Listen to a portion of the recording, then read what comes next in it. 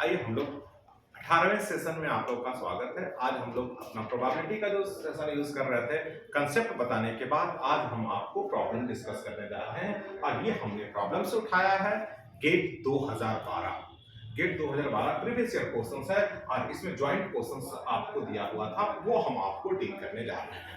आइए देखिए ये क्वेश्चंस क्या था। ज्वाइंट प्रोबेबिलिटी डेंसिटी फंक्शंस हम लोगों को दिया हुआ है।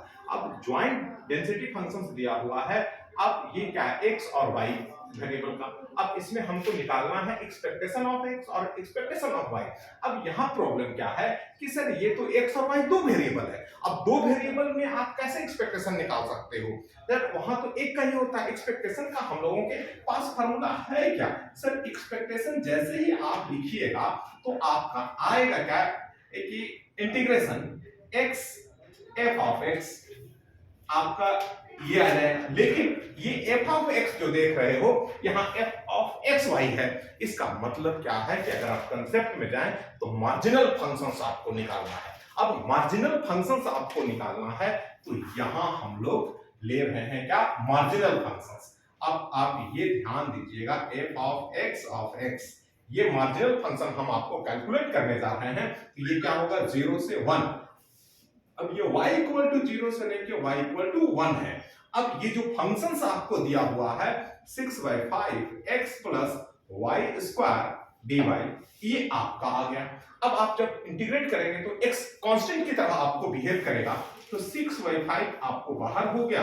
अब x कांस्टेंट की तरह तो y और इसका लिमिट कितना होगा 0 से 1 तक, फिर आपका y स्क्वायर तो y क्यूब और ये 0 से 1 तक चला गया।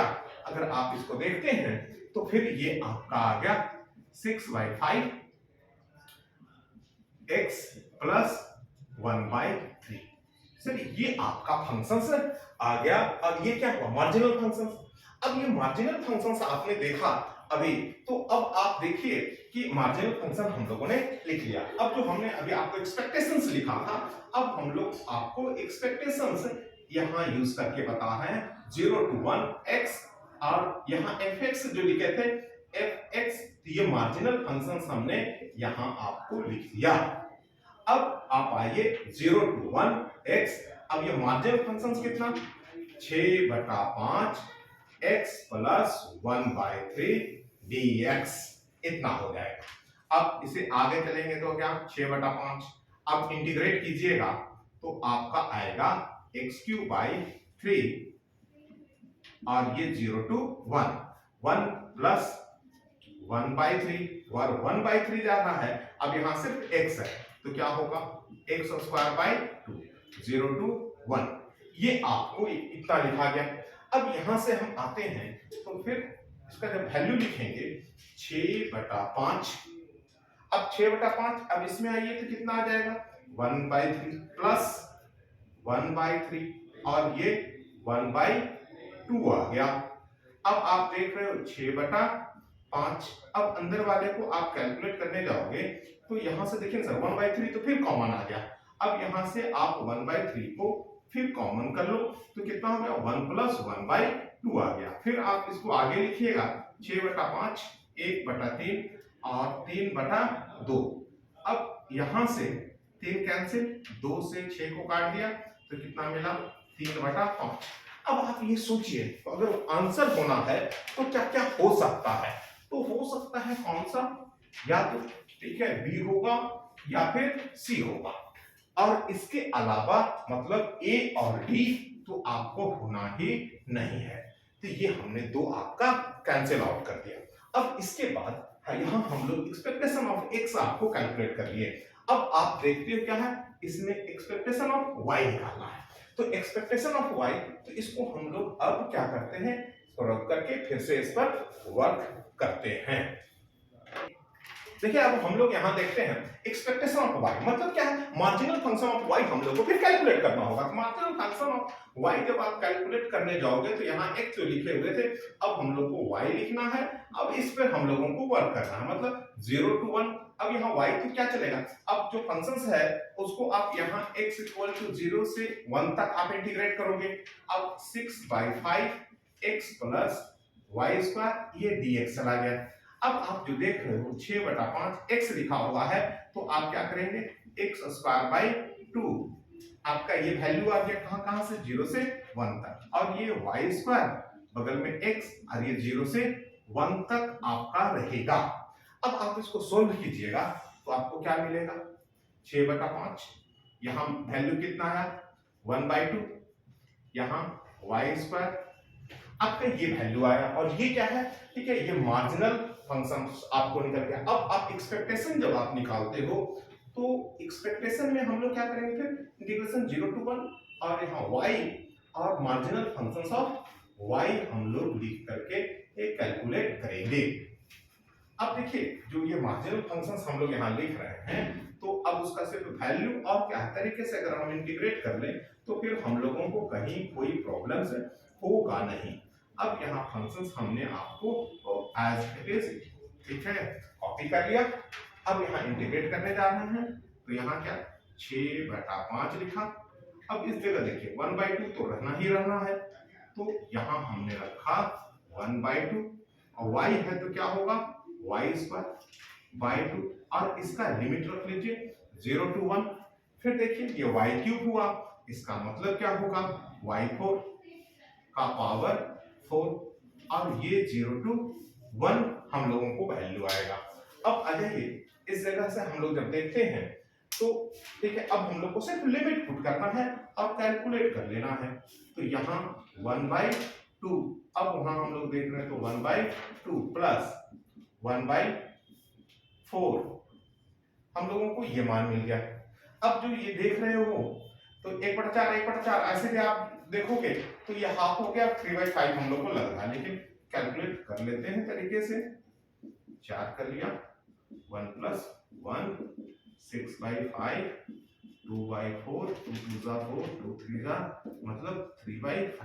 अब दोनों में से कौन सा ऑप्शन अभी होना चाहिए हम लोगों को, तो आप कहोगे कि सर ठीक है ये भी आपको ऑप्शन हो गया। अब ये लिंक क्वेश्चन था, लिंक क्वेश्चंस में गेट में क्या रहता है, पहला टफ होता है और सेकंड आसान होता है, और लिंक क्वेश्चंस में आपका मार्क्स जो होता है पिछले वाले से डबल होता है। तो सोचिए इस क्वेश्चंस का अपना एक खास महत्व रहता है। तो ये इस तरह का क्वेश्चन झारखंड पीएचडी के एग्जाम में आप उम्मीद कर सकते हैं।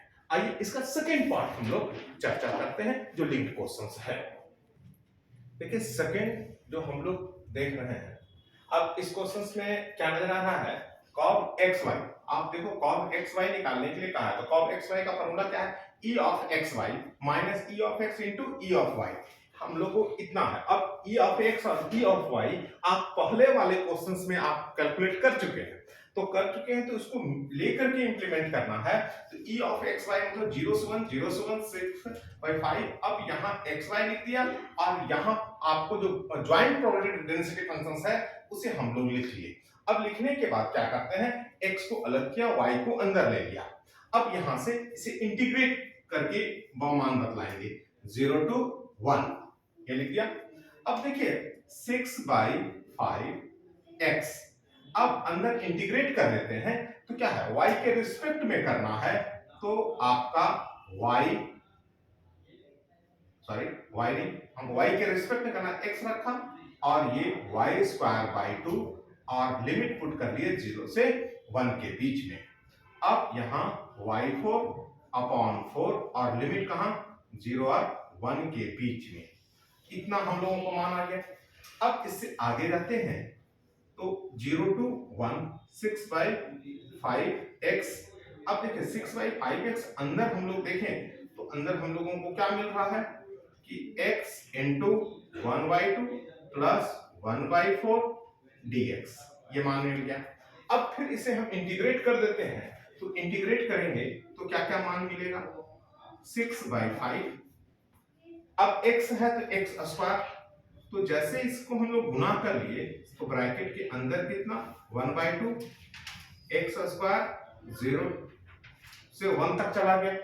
अब यहां देखिए 1/4 और यहां फिर x²/2 0 से 1 तक चला गया। अब यहां हम लोग पहले तो लिमिट पुट करते हैं, 6/5 1/2, फिर इसमें आई। अब देखिए यहां अब यहाँ 2 है एक्स स्क्वायर, तो यहाँ हम लोगों का 2 छूट गया था, 1/2 लिख लिया। फिर इस जगह हम लोग मान आए तो 1/4, और ये कितना होगा 1/2, 1/4 और 1/2 हम लोगों ने यहाँ लिख।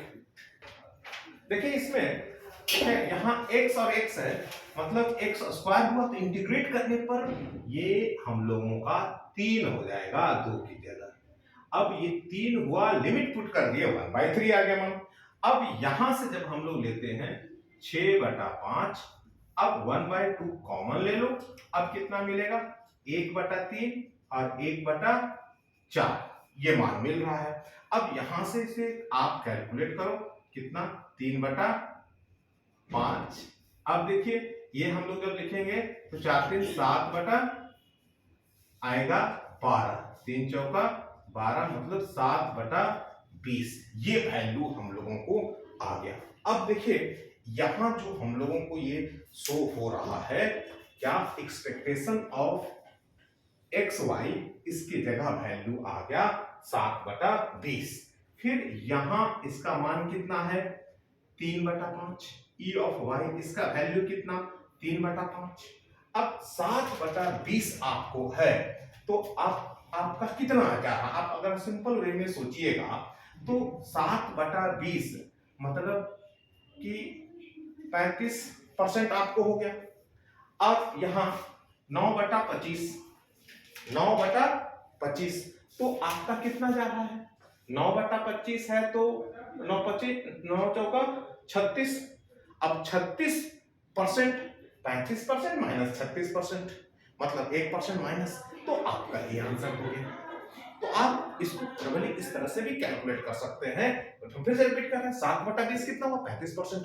अब यहाँ देखिए 3/5, 3/5 9/25, मतलब क्या हुआ 36%, 35% माइनस 36%, तो 1% और भी माइनस में जा रहा है, तो कोएफिशिएंट हमको माइनस दिखा रहा है। ठीक है, हम उसको लिख करके आपको यहाँ हम शो करते हैं, जिसे आपने ये समझ लिया। अब देखिए इसका वैल्यू कैसे हम लोग, ठीक है, लिख करके सब्ट्रैक्ट करके मान निकाल रहे हैं।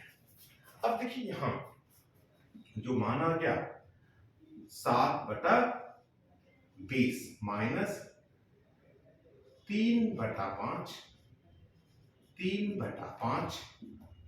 अब ठीक है ये लिख रहे हैं, तो यहां क्या 35/100। अब यहां देखिए 9/25, 36/100। अब 36/100 मतलब क्या हो गया, ये 35 है, ये 36 है, माइनस 1/100 मतलब माइनस। अब यहां देखिए 2 0 आपका लिखा हुआ है, यहां 0.01। अब ये आपका ऑप्शन ए है। अब ये कितना, ये 35%, ये कितना 36%, 35 में से 36% घट गया, तो ये कोवेरिएंस निकल गया। ये आपका लिंक क्वेश्चन था, तो आपका ये देखिए आसानी से बन गया। तो हम लोग आज एक क्वेश्चन देखे हैं, तो हम लोग अलग अलग दिन इस पर क्वेश्चंस आपको देखते जाएंगे प्रोबेबिलिटी के सीरीज में। तो कंसेप्ट में अगर आपको कहीं और लगता है तो आप कमेंट कीजिए, बताइए और शेयर कीजिए। चलिए अगले दिन हम लोग मिल लेंगे।